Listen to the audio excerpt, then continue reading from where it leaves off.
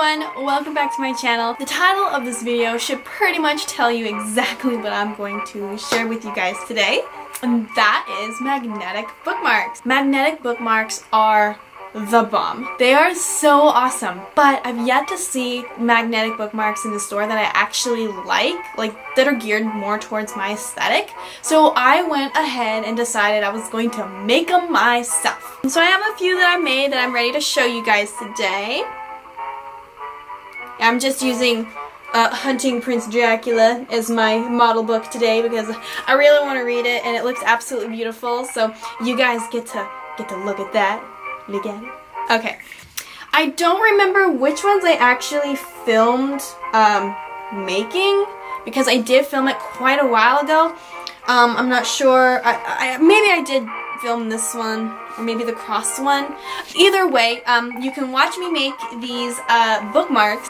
Just take it from there, do your own thing, make your own patterns, you know, go wild, go crazy, do whatever you want. These magnetic bookmarks are just so awesome because whether you turn the page upside down and like throw it around and whatever, they stay like in the book.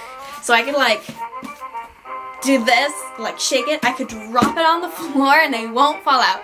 That's why magnetic bookmarks are my favorite. So anyways, I hope you guys really enjoy this little DIY tutorial. Feel free to like, comment, subscribe, and if you do try to make some of these magnetic bookmarks yourself, let me know, take a picture, share it, I don't know, do whatever. I'd love to see what some of you guys come up with, and I will see you again in my next video. Bye! First, I'm going to show you guys how to make these two bookmarks right here. The rectangular one I actually made totally from scratch, and the little one I used a store-bought bookmark as a template. If you want to see me make this cross bookmark right here, you're going to have to skip ahead in the video because I did this one last. First, get yourself some magnetic bookmarks from the store. These are cute, but they're not quite the style that I want, so we're going to take these and use them to create our own.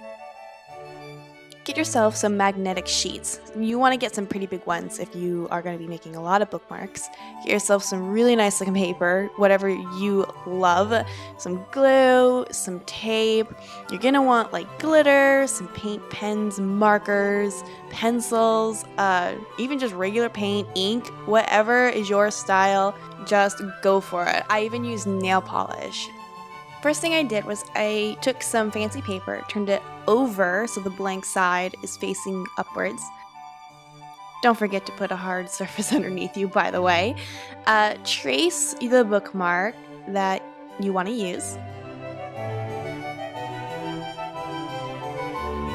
Don't forget to make some notches where you want your fold to happen. You're going to cut this out, and that is just going to be like your little band-aid of a pattern. This is what we're going to glue onto our magnetic sheets. So now when you get your magnetic sheets, you want the magnetic side down, and you're going to trace onto the adhesive side the shape that we're going for.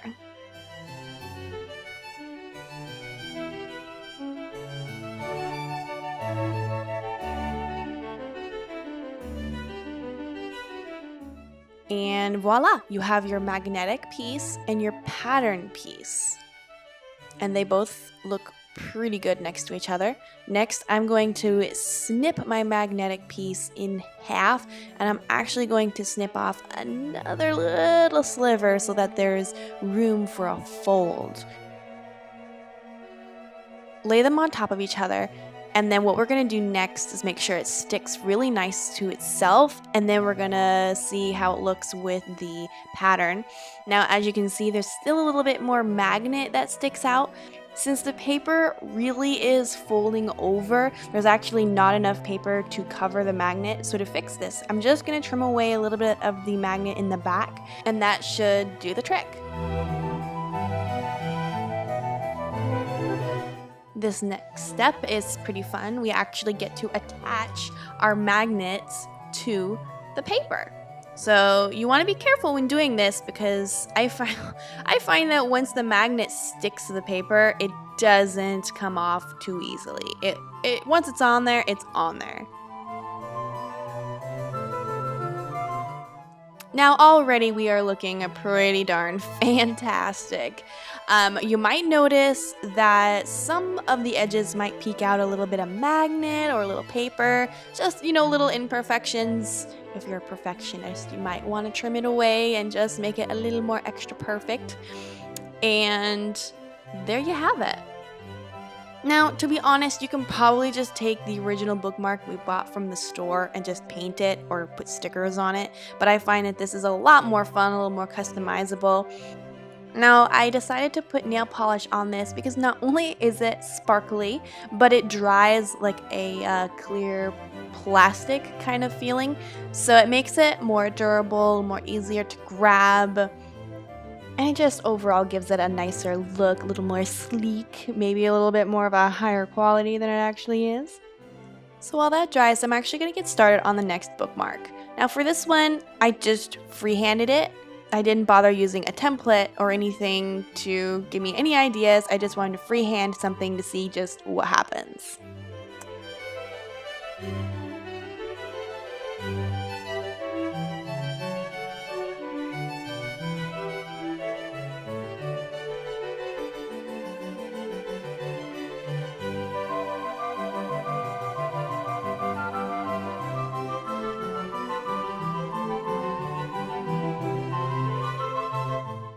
Now before I got carried away sticking the paper to the magnet permanently, I wanted to make sure I'd be pleased with the pattern that ended up on the paper first.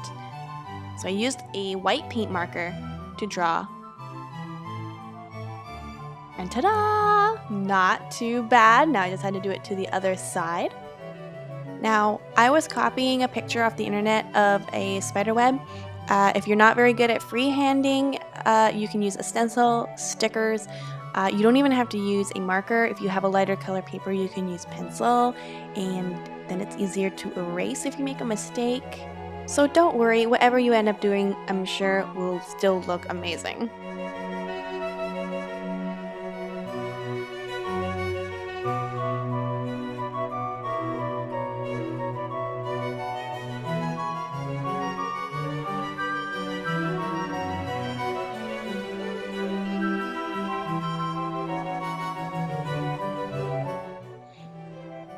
I had this random impulse to paint in between my little spider web lines with a black nail polish that has a little bit of a sparkle to it.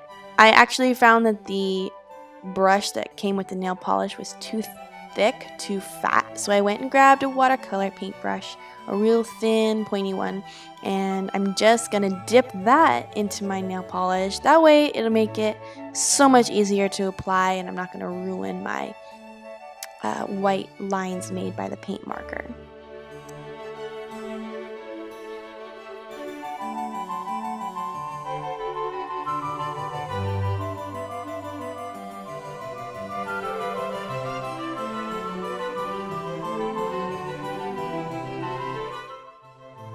So I'm really happy with the way the spiderweb bookmark turned out, and I'm just going to let this one dry. And while that dries, we're going to work on the first bookmark that we started. I wanted to take an extra step to do a little DIY laminating. It's really quick, really easy. You don't even have to do this if you don't want to, but I was curious to see how it would look, how it would feel, and I'm actually really pleased with it.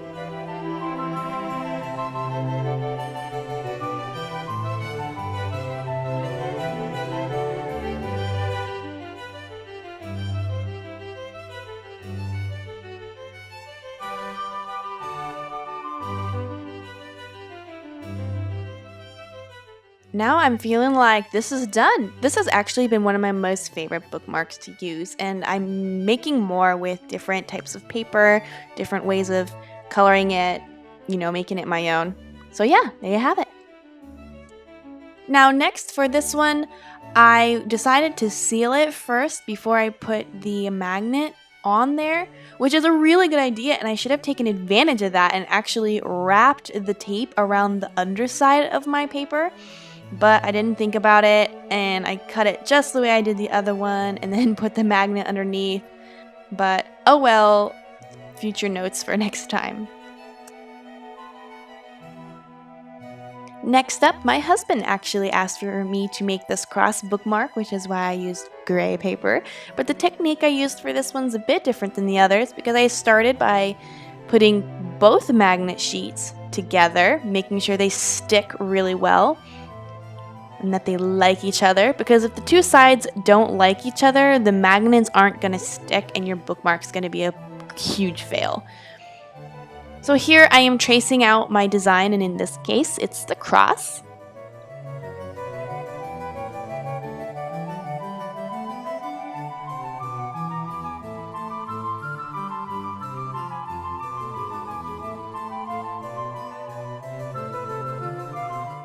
Now I will admit cutting into 2 layers of magnet is a bit tricky, especially when you're working with corners, as I found with the shape of a cross. It was pretty difficult for me, but it wasn't impossible. It was just a little more difficult than I wanted it to be.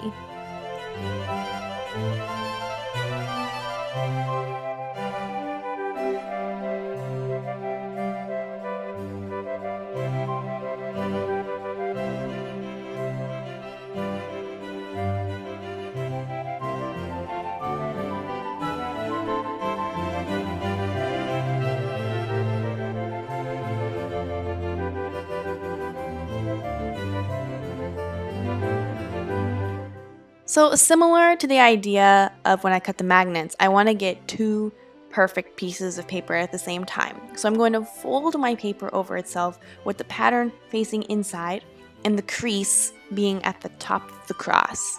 The crease is where my bookmark is going to fold over itself. I'm actually not going to cut the 2 paper crosses apart from each other. I'm actually going to take advantage of them being stuck together and use that to better create a flawless bookmark.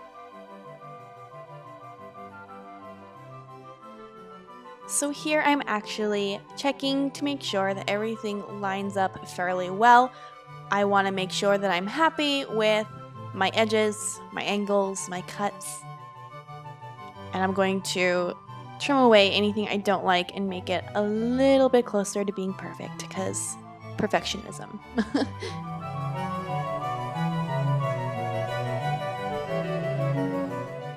I definitely wanted to laminate my cross bookmark, and I could have done that using the nail polish that I used on one before, which was a really nice effect, but I went instead to go in again with the tape because I feel like it was definitely a more sturdier option, and I actually remembered to cut myself some edges and wrap it around the cross rather than cutting it, just at the edges. That way your edges will instead be smooth, round, and sturdy.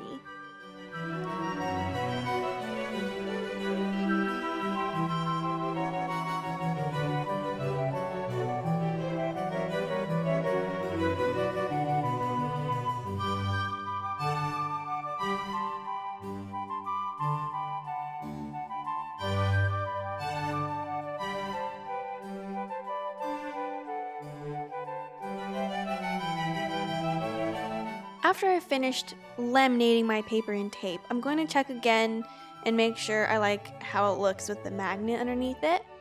Now, the difference between this method and the first method is that if you find that you need to trim your paper, you will actually ruin your laminating work. Before, by trimming your tape just to the edge without wrapping it around, you can trim it to your heart's content, but here, once you've wrapped your tape around the paper, it makes it a lot more difficult to try and change the shape. So that's why we want to make sure it's as perfect as possible before we laminate and wrap around the edges.